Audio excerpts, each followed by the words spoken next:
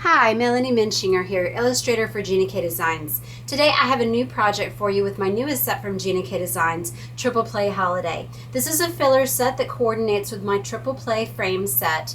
All of the different images and sentiments in here are sized and planned to fit into that Triple Play frame for maximum possibilities and year-round holidays. Today though, I'm going to be creating a project without the frame, showing you what you can do with these stitched elements. Now this is sized so that it goes all the way across the frame inside, but some other things that you can do with the stitched elements in there are make a beautiful flower garden or even your own twirling vine. So let me show you how easy it is to make the vine today. Since it's never too early to start making Christmas cards, I'm going to do a Christmas design. So we're going to use some of the Gina K Pure Luxury Cherry Red and then the white, and I will post the measurements of this mat below. The Triple Play Holiday Set. 3 pads I'm using today. I'm using the Gina K Cherry Red, Fresh Asparagus, and the Prickly Pear. I have a long block for that stitch stamp and then a smaller block for the smaller stitched elements. So let's begin by stamping out our vine. Flip this over. So we have got some large and small stitch flowers in here, large and small little tendrils or curling stitch pieces, large and small stitched leaves, and then the stitch line and single stitch. So be sure that you keep an eye on this single stitch because it's very important. Just that one little piece, you can make custom borders go any direction that you want as long as you want. So because these are clear stamps, they will stick to the block in the way that we want them to. So the longer the stamp is, the more flexible it is. Keep in mind that however you put it on the block is going to be the reverse of how it's going to stamp on your mat. So I'm going to go ahead and stamp this in the green. So I just made a nice curving shape so I can put flowers on the end and then on either side. So put that right there. Okay. Now let's add some flowers. So I'm going to put these in the red. And you could do two-tone on the flowers as well if you want.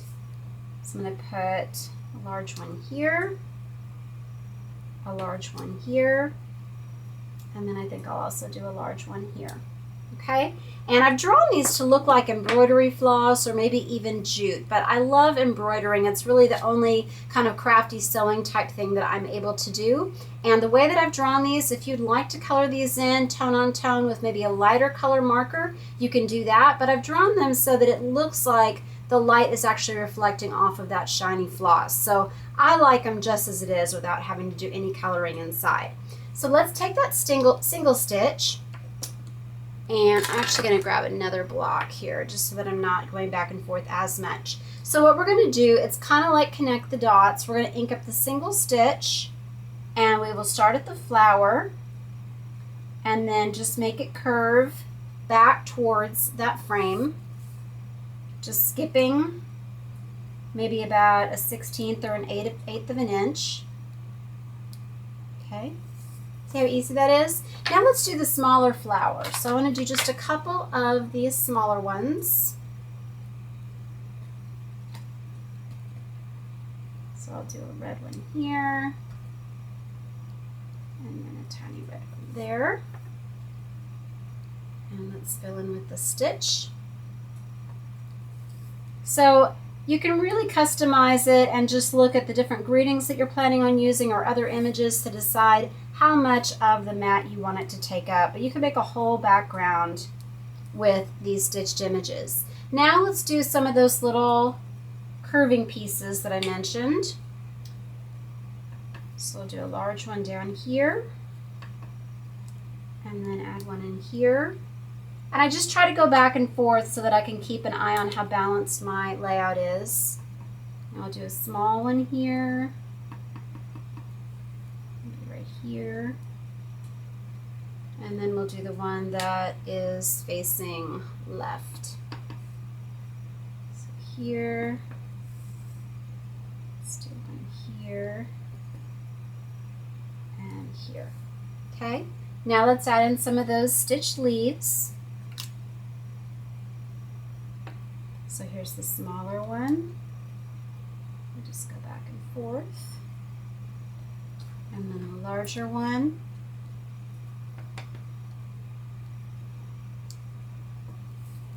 You can turn these either way. Put the point to the edge of that stem. Maybe put one more down here. Okay. Now, finally, we're going to fill in those centers. So I have got 2 round centers that will fill in each of these flower middles. And you can also use the different patterned button images or just round pieces in the plaid, the houndstooth, or the polka dots in the 2 different sizes from my fabulous holiday fillers set, and that fits this as well. So just stick that right in there. And then I'm going to use the smaller one. But it goes very quickly. I just love 2-step stamping to fill in with color. Okay? Now, I'm going to show you how adding a drop shadow with a marker really enhances this look. It's going to look like it's very dimensional stitches on this. So I'm going to be using the Spectrum Noir BG3 marker, and I like this for a shadow. I've shown it before, but I'm thinking about the light coming from this side, so top right of the card. So if you just go underneath the underside of those flower stitches and the underside of the leaves, and I'm not drawing anything, I'm just touching the marker just a little bit and tracing underneath, and it really makes it look like those stitches are dimensional. So keep them all falling to the left as if that light's coming from the right. So under, and then we'll just put a little bit under these flowers.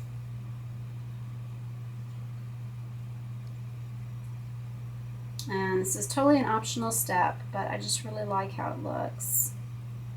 It really punches up the card.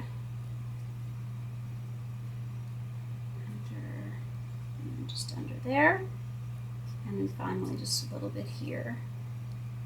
Put some under those stitch centers. And there. Okay. Then I'm going to go ahead and I'm going to, and you can turn this any way that you want on your card if you want this to be a portrait or a landscape design. So you could do this long greeting, the Happy Holidays, across the bottom there, across here. But I'm going to use one from Beth Soleika's New This and That set. So I'm going to take this swirling ampersand sign, and there's lots of different words in here that you can use to make different combinations on your card. So I'm going to use this fresh asparagus again for the N, and then I'm going to have it say Merry and Bright, and this will be a nice Christmas design to use. So Merry and Bright.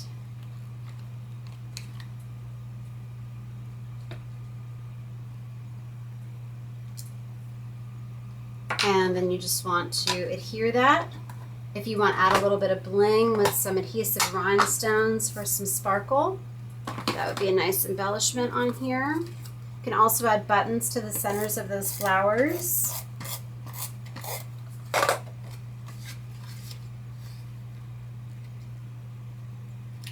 And that's it. Nice, clean graphic design, great for mass production for the holidays. I hope you enjoy this project, and this gives you lots of ideas for different ways that you can use the stitch stamps in the Triple Play Holiday set. So versatile and one of my new favorites. Thank you for watching today. Please visit us at my blog, Hands, Head, and Heart, and as well on Stamp TV. God bless.